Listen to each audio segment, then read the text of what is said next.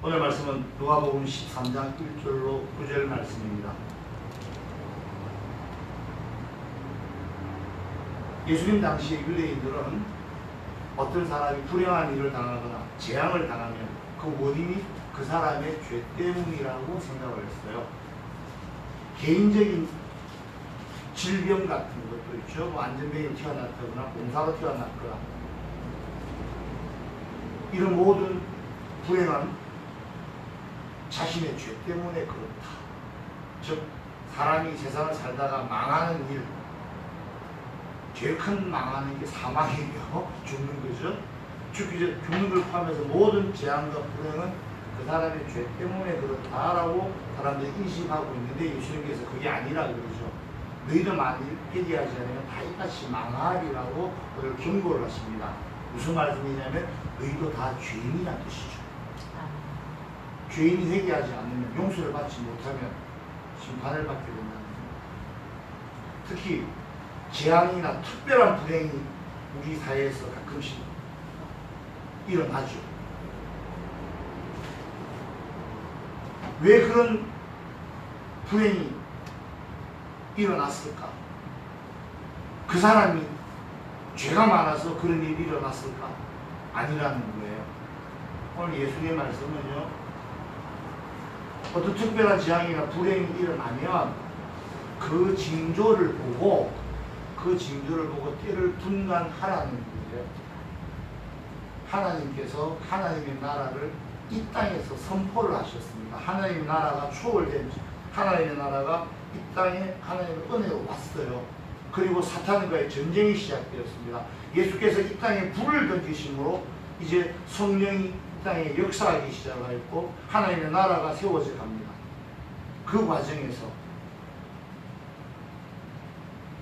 이 세상 속에 사는 사람들이 세상적인 것을 보고도 세상의 징조를 아는 것처럼, 예를 들면 남쪽에서 바람이 덥지요? 더 뜨거울 거야. 바닷가에서 바람이 오면 시원하고 비가 올 거야 라고 기후를 분간하는 것처럼 하나님의 나라가 이 땅에 도래함으로써 생기는 징조들, 그런 것들을 분간하고 때를 분간해서 하루빨리 회개하여 심판의 날에 종말의 심판을 피하고 구원을 얻으라고 주님 오늘 경고하시는 거예요. 즉 누가 안 좋은 일을 당하거나 불행한 일을 당하면 다 수근수근 되죠. 최근에 가장 수근수근 많이 됐던 게 미투였습니다. 미투에서 제일 큰 피해를 본 사람이 자기 대권 주자도 있었고요. 사회적으로 굉장히 큰 반향을 일으켰습니다. 제가 한 어떤 분은 이런 말씀을 하시더라고요. 자기가 정치 안 하기를 참 잘했다.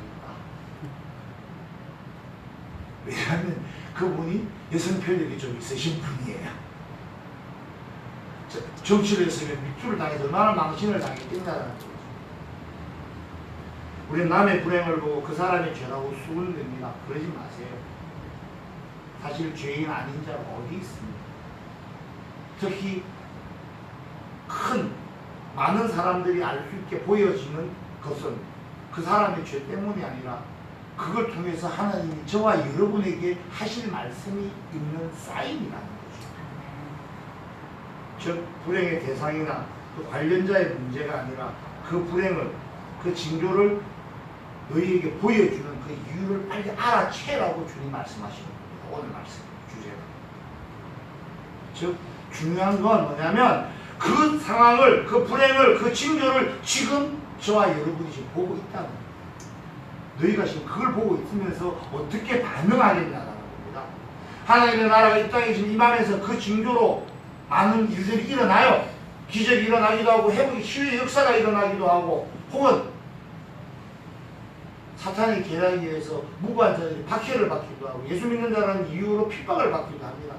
이런 것들을 보고 너희는 어떻게 반응해야 하라는 뜻이에요. 가만히 앉아서 이것도 그 사람의 팔짝이 내 일이 아니니까, 내 비즈니스가 아니니까 그냥 냅둬, 그러면서 가만히 있다가 회개치 않고 종말의 날에 심판을 받아 불지옥에 던져지지 말고 어서 회개하라고 주님께서 오늘 경고하고 있습니다. 또한 그 징조가 주어진 이후에 종말의 날이 오게 될 텐데 그 종말의 날이 지금 당장 오지 않고 있다. 그래서 임박한 것이 아니지 않느냐고 여기면서 지금은 조금 더 널널하게 살고 있는 사람들에게도 경고를 하시는 거예요. 3년 동안 못 맺은 무화과나무, 열매 못 맺은 그 무화과나무를 주인은 내버리라 그러는데 뭐라 그랬니까 보도국이 1년만 좀 더 두고 보세요 라고. 그렇죠? 저와 여러분에게 여기서 말하는 1년이라는 시간 조금 잠시의 시간을 말하는 거죠. 저와 여러분에게 회개할 시간을 주시고 저와 여러분을 주님께로 인도해 주신 성령의 은혜와 우리 주 예수 그리스도의 은혜가 지금 오늘 본문에서 말하는 1년의 기회, 시간을 준 포도원지기가 바로 우리 하나님의 은혜라는 걸 믿으시기 바랍니다. 심판의 날이 아주 조금밖에 안 남았다는 경고를 했습니다. 그러니까 왜 그럼 조금 남았느냐? 그냥 심판 언제 하시죠 뭐. 언제 주님이 언제 초림하셨고 언제 부활승천하셨으니까 그로부터 뭐 한 몇 년 후에 하시겠다라고 하고 하시면 되는데 우리 주님이 지금 재림을 덜이 하고 계시죠.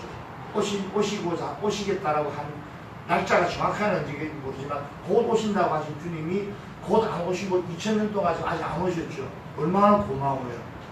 만약에 1000년 전에 오셨으면 저와 여러분 어찌 되겠습니까? 그죠? 지옥같이. 그렇잖아요. 지옥같이. 큰일 날 뻔했어요. 그렇게 시간을 주시는 이유는요, 하나님의 자비하심 때문이라는 걸 믿으시기 바랍니다. 기회를 주시는 거예요.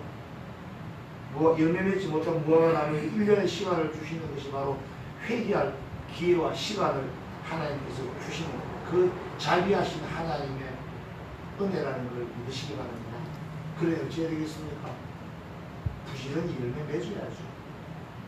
이제는 그런 게 없었고 물이 없었고 비가 적게 하고 일조량이 적고 핑계 댈 게 아니라 이제 부지런히 열매 맺어야 됩니다. 잎사귀만 무성하게 나무인 척 그만하고 정말 나무는 그 열매를 보고 나무를 알죠? 그 열매를 맺어야 될 때가 됐다는 걸 아시고 부지런히 열매 맺는 저와 여러분 되시고 주님의 이름으로 축복합니다.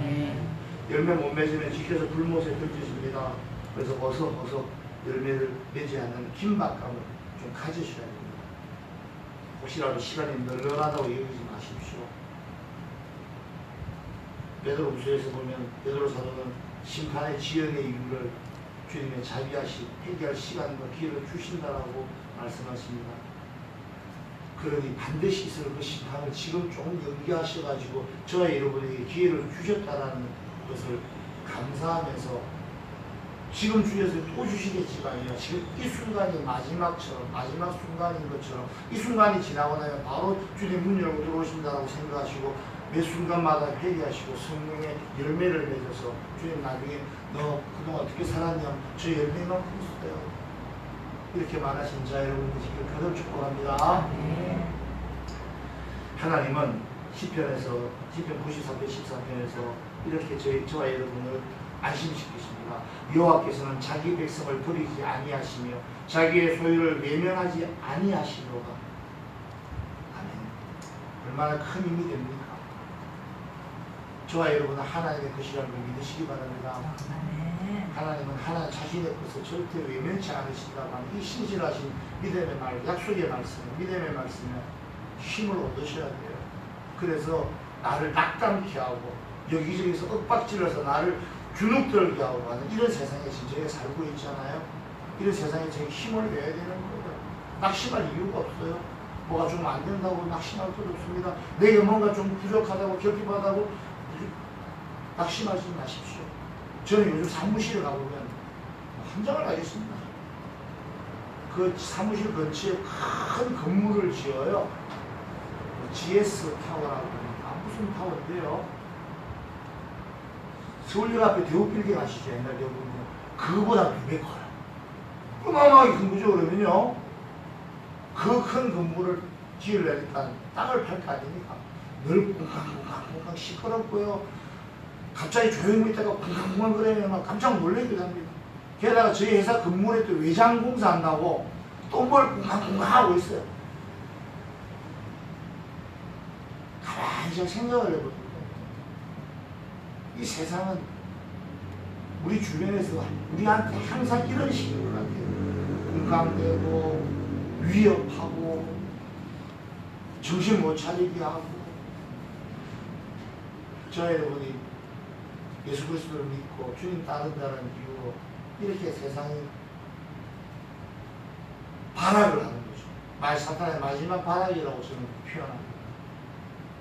절대 그 시험이나 유혹이나 그 주는 낙심의 마음 갖지 마시고, 이것이 하나님의 나라가 더 크게 확장되어지고 있는 소리구나, 이것이 예수께서 더 승리하고 계신 소리구나, 이것이 사탄에게 멸망해 가면서 마지막 발악하는구나, 그래서 내게 이런 시련이 오고 이런 불행이 오고 나한테 이런 일이 오는구나, 그럴 때 그 문제만 바라보고 낙심할 것이 아니라 주님 십자가 보고 주님 믿고 십자가 앞에 주님 앞으로 나아가서 내 모든 거짓부터 내려놓으시고 나를 위협하는 것이 무엇인지 주님께 아뢰시고, 그래서 모든 회복과 치유의 역사를 누리시는 저와 여러분 되시길 주님의 이름으로 축복합니다. 하나님은 모든 사람이 구원을 받으며 진리를 아는 데 이르기를 원하신다고 디모데 전서에서 바울 사도는 말하고 있습니다. 베드로 사도와 바울 사도가 얘기하는 바가 동일하게 하나님께서는 모든 사람들이 하나님의 은혜 안으로 들어오길 바라고 있어요. 그런데 베드로 사도가 베드로후서 3장 8절에서 말씀하기는 조금 다른 것 같습니다. 사랑하는 자들아, 주께는 하루가 천년 같고 천년이 하루 같다는 이 한 가지를 잊지 말라. 아멘. 시간이 이제 많다고 보이십니까? 주님께는 하루가 천년 같고 천년이 하루 같습니다. 시공을 초월하시니 그렇죠. 그런 저와 여러분이 정한 시간이, 저와 여러분이 패배할 대로 원하는 그 시간에 꼭 주님이 오신다라고 장담하실 수 없다는 거죠. 내 인생의 주인이 나인 듯 하더라도 나를 지금까지, 지금 이 순간까지 인도하시고 저와 여러분이 태어나기도 전에 알고 계시고 주님의 것으로 내 것이라고 증명해 주신 주님의 은혜에 반응하자면 매 순간마다 회개의 삶, 성화의 삶을 살아서 열매를 맺어서 하나님께 그 열매 드릴 수 있는 저와 여러분 되시길 주의 이름으로 거듭 축복합니다. 하나님이 깊고도 넓으신 사랑의 계획에 어떻게 반응하시겠습니까? 하나님의 이 모든 계획을 십자가에서 죽으심으로 이루신 우리 주님의 은혜에 저와 여러분 이제는 반응해야 될 때입니다. 심판은 종말은 필연적으로 있게 하나님께서 계획하셨습니다. 그러니 저와 여러분에게는 구원은 필수적인 것이에요.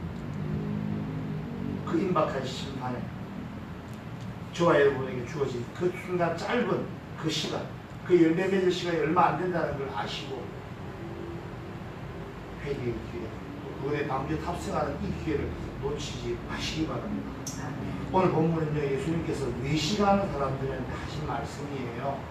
외식한다라는 말은 인척한다는 거였죠. 안 하면서 하는 척 하는 거예요. 율법 다 지키지 못하면서도 다 지키는 척 하는 자들이 외식하는 자들이었어요. 자신과 이웃을 속이는 자들이었습니다. 그러나 하나님을 속일 수 없다는 걸, 그걸 모르는 자들이었습니다. 그래서 때와 시간을 분간하지 못하는 자들입니다. 그런데요, 그런 자들마저도 사실은 가만히 자기 자신을 들여다보면 누구나 자기가 죄인인 것을 압니다. 자신을 조금만 들여다보면 알아요. 그런데도 아니라고 부정하는 것은요, 인간의 원죄 중에 하나인 교만과 자존심, 외식하는 그런 본성 때문일 거예요. 그래서 죄가 드러날까봐, 내 죄가 드러날까봐 어떻게 죄를 고백하라는 주님의 경고를 무시하다가 심지어 그 주님을 달아서 죽입니다.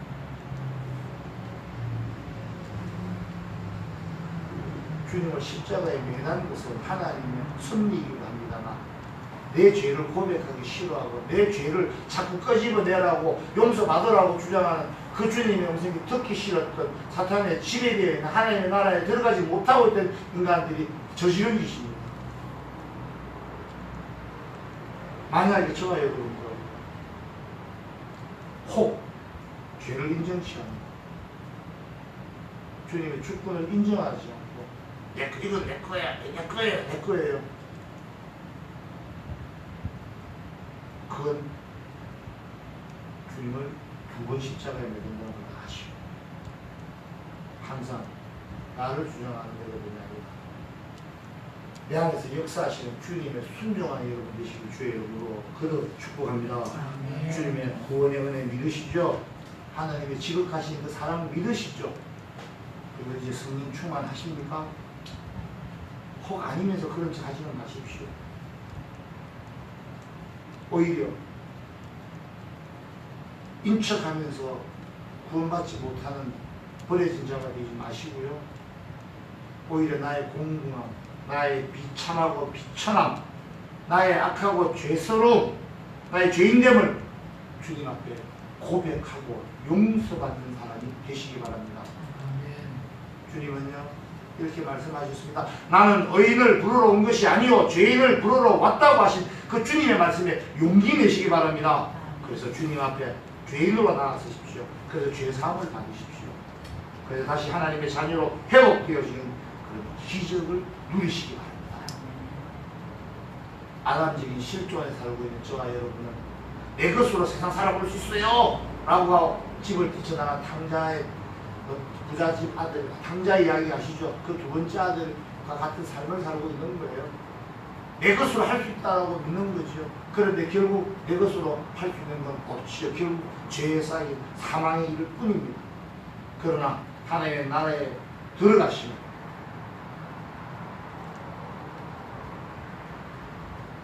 하나님의 풍성한 부족함이 없고 결핍함이 없고 슬픔이 있고 눈물이 없는 하나님의 풍성한 은혜 안에서 살게 된다는 걸 믿으시고 그 들어갈 수 있는 자격은 죄인이었어야만 합니다. 의인인 자, 스스로 의인인 자는 구원받을 이유가 없죠. 자기가 의인인데 누가 구원을 해줘요? 스스로 구원받겠죠. 그러나 죄인임을 인정한 자만이 주님의 십자가의 보혈의 능력으로 하나님 보시기에 의인으로 인정받아 하나님의 나라에 들어갈 수 있다는 걸 믿으시기 바랍니다. 하나님 나라에는요 대문이 이따만큼 커요. 문이 높고 큰데요 문제는 문이 낮아요. 겸손해야만 들어갈 수 있다는 얘기입니다. 내가 의인이라고 주장하는 자들이 들어갈 수 없는 이유가 하나님 나라에 들어갈 수 없는 이유가 친구의 문이 낮다라는 걸 명심하시고 하나님 앞에서 사람 앞에서 내가 죄인됨을 고백하고 겸손한 마음으로 나를 인정하고 그런 나를 구원하시는 우리 주 예수 그리스도의 은혜와 하나님 아버지의 무한하신 사랑과 나를 그런 식으로 살아갈 수 있도록 성화의 삶을 살도록 하시고 주님께로 영접한 성령의 충만함을 누리시는 저와 여러분 되시길 주의 이름으로 축복합니다. 다시 한번 묻겠습니다. 여러분들은 의인이세요? 죄인이세요? 그다음은 지금 하지 마시고 하나님께 한번 해보시기 바랍니다. 하나님 앞에서 여러분의 모습은 내가 정한다고 정해지는 것이 아닙니다. 하나님께서 여러분을 어떻게 보실지